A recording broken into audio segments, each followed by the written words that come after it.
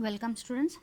Today's class we are going to deal with determining reactions Ra and Rb, shear force, bending moment. Today we will be doing the problem on two concentrated loads using influence line diagram. So let us start. For the given problem, we have to find the reactions Ra, Rb, shear force at C, bending moment at C. So here he has told you to calculate only reaction Ra, Rb, shear force at C and bending moment at C.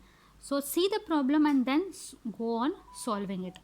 So in the given problem, you are having a 25 kilonewton force and 50 kilonewton force, that is 2 meter apart from each other, and the last load, that is the tail load, is 2 meters away from A and the head load is 8 meters away from B. Next, let us calculate reactions. For reactions, you know, that is we'll start with Ra. For Ra, you know the influence line diagram is a triangular in shape. At A, you will be having the maximum ordinate as 1 and at B, you will be having the ordinate as 0. Now, the Z1 and Z2. What is the Z1 and Z2? Z1 is the ordinate for 50 kilonewton and Z2 is the ordinate for 25 kilonewton. So, you have to calculate the ordinate values of Z1 and Z2 so that at the end we can calculate the reaction value. Now, how do we calculate Z1 and Z2? Z1, using a similar triangles, I can calculate it as 10 divided by 12. That is, this will be the base for Z1. So it is 8 plus 2, 10, and the total length is 12. And here the height is 1. That's why I am doing only with the basis. Next, for calculating Z2, it will be 8 divided by 12. Now, how to calculate reaction? It is nothing but load multiplied by the ordinate value plus load multiplied by the ordinate value. So it is 50 into Z1 plus 25 into Z2. So here Z1 is 0.883 and Z2 is 0.667. When you add them up, you will be getting 58.325 kilonewton. Next, let us calculate for Rb. So this is the influence line diagram for reaction Rb. Now here Z1 is for 25 kilo. Here Z1 is for here now you are having 50 kilonewton and here you are having 25 kilonewton, same like your here. Okay, just you are having an influence line diagram for Rb here. So this is 25, this is 50, the same thing, 25 and 50. Now Z2 is with respect to 25 and Z1 is with respect to 51. Now how can calculate Z1? 2 divided by 12 and Z2 will be 4 divided by 12. Okay. So the after calculation you will get it as 0.167 and 0.33. Next, now calculation of Rb. Rb will be how much? Load multiplied by ordinate value plus load multiplied by ordinate value. So load multiplied by Z1 plus load multiplied by Z2. You will be getting it as 16.67 kilonewton. Now we will be calculating shear force, that is the negative shear force and the positive shear force. So we know negative shear force is given by minus Rb. That's why this is the influence line diagram for Rb. Since it is negative, I have drawn in the inverted sides. So again place that two loads, that is 50 and 25 kilonewton. At C we have 25 kilonewton and 2 meters away from it we have 50 kilonewton. That's why arrange this. Again calculate the value of Z1 and Z2. Multiply it with 50 and 25. So when you do that, you will be getting Z1 as 2 divided by 12, that is 0.167 and Z2 as 0.3. So multiplied with load. So you will get negative shear force, that is in common I have taken this minus sign outside. So load into Z1 plus 25 into Z2. I will be getting it as minus 16.6 kilonewton. Next, to calculate shear force, that is positive maximum. So for positive maximum, we know we have to take, or the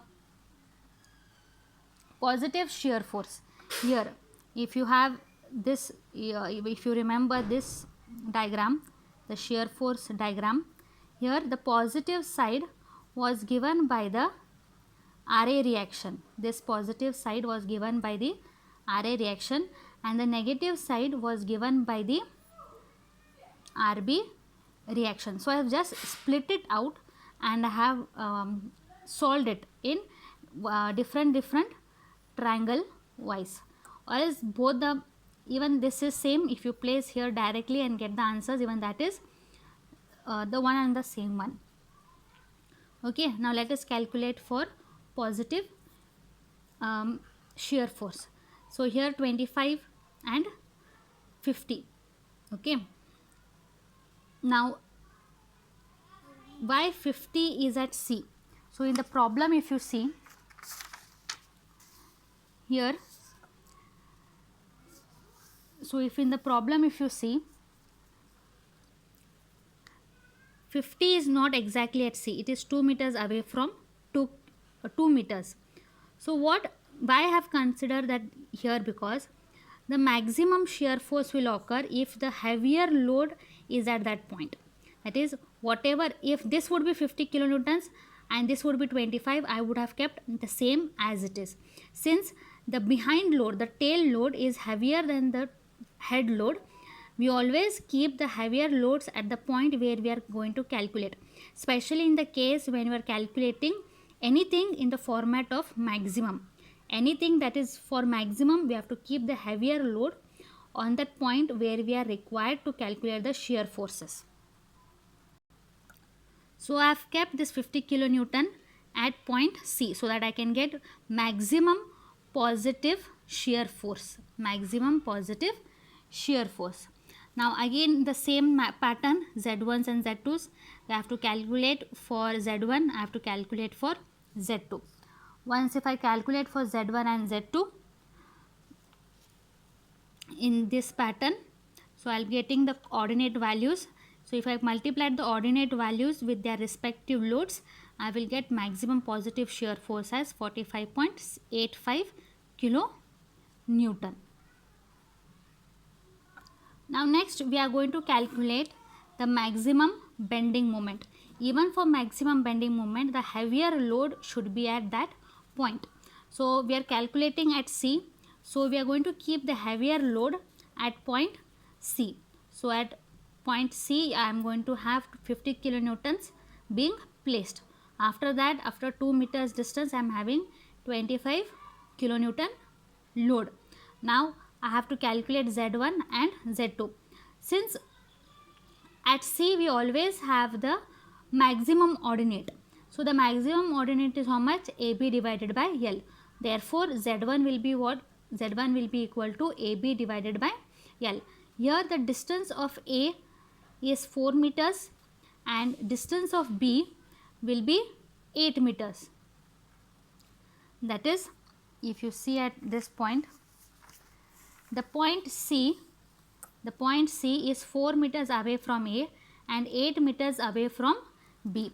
That's why that maximum load 50 kilonewton is placed at C. That's why the C's ordinates will be transferred to the heavier load, that is 4 meters away from A and 8 meters away from B.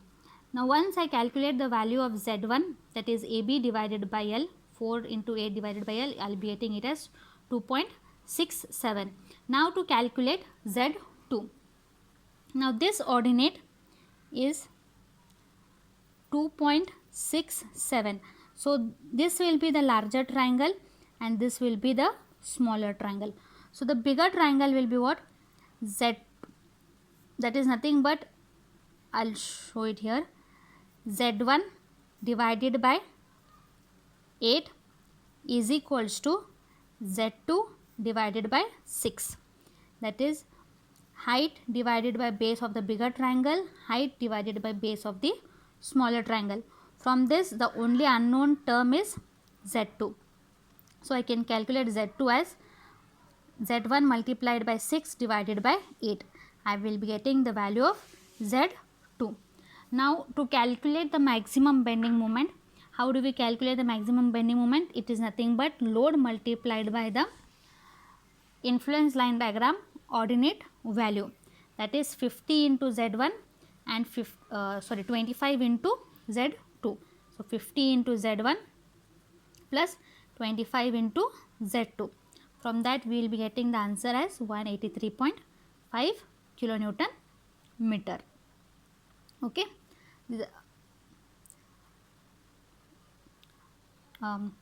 Thank you.